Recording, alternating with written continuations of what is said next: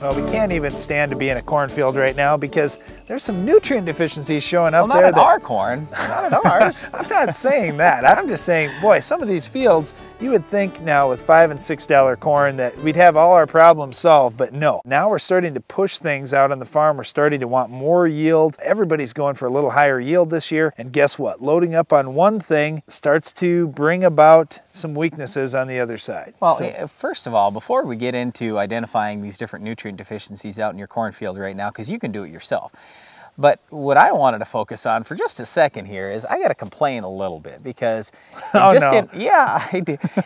in talking to fertilizer companies all over the country about last fall, they said, you know what? Phosphorus and potassium usage went down.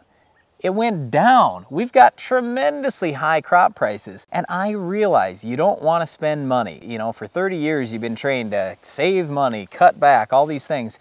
You've got unbelievably high crop prices now. Don't short your plant on food. You got to think of nutrients not as fertilizer and as expense. You got to think of it as food. And if you're going to short your crop on food, guess what you're going to end up with in the fall? You're not going to have a full crop. That's one of the reasons why we put more corn acres in the ground, because I knew farmers across the country didn't fertilize their crop properly. Plus they got it planted late. So I figured, what the heck, we're going to throw a whole bunch of corn acres in the ground. I think the market's going up. Well, here's a very important concept before we get started into this process today. There's going to be one yield limiting factor on your farm this year. And you know what? It is probably not going to be rain. So it's going to be one of these nutrients that your crop is a little bit short on. The way I look at it is, okay, let's say you had a peanut butter sandwich and that was going to be your lunch for the day, but you had nothing to drink. You know, it's just not going to work, right? You can have 10 peanut butter sandwiches, but if you don't have a drink to try and wash the stuff down, it's not going to work. In your crop, you can say, well, I'm going to need a pound of nitrogen per bushel of corn I'm going to raise, just for a rough number. Well, you can put 200 pounds of nitrogen out there, but if you put no phosphorus out there, guess what your crop's going to run short in? Probably phosphorus. And by the same token, if you are putting a bunch of N, P, and K out there, maybe you're going to run short of sulfur. Maybe you're going to run short of micronutrients. It's a balance that your crop has to take in. It has to have a little bit of everything. Just like we need a little fruit, a little vegetable, a little meat, a little dairy, all these things. Your crop is the same way. So you can't load up on candy and hope that everything's going to turn out okay at the end. It just doesn't work that way. Well, thanks for that lesson in diet there, Darren. I appreciate that. Well, I am kind of craving a candy right now. But.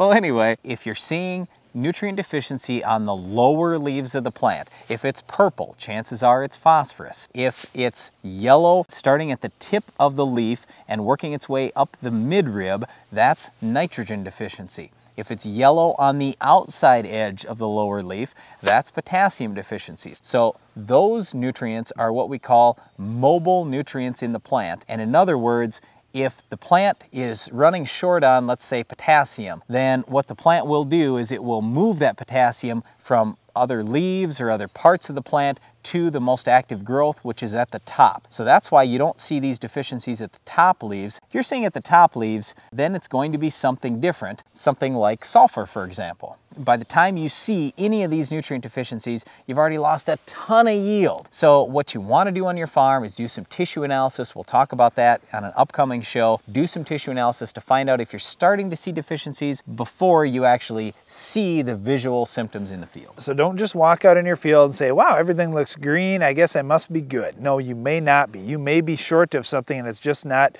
drastic enough to be showing up. Once you have a drastic problem that all your crop looks like, you know, looks terrible, you're already way too far gone and it's going to take a little bit of time to get those things back. Well, so don't let it get to that point. Right, and speaking of drastic problems, we've got a major weed problem that's just starting to show up in a lot of fields around the country. We'll talk about it coming up next.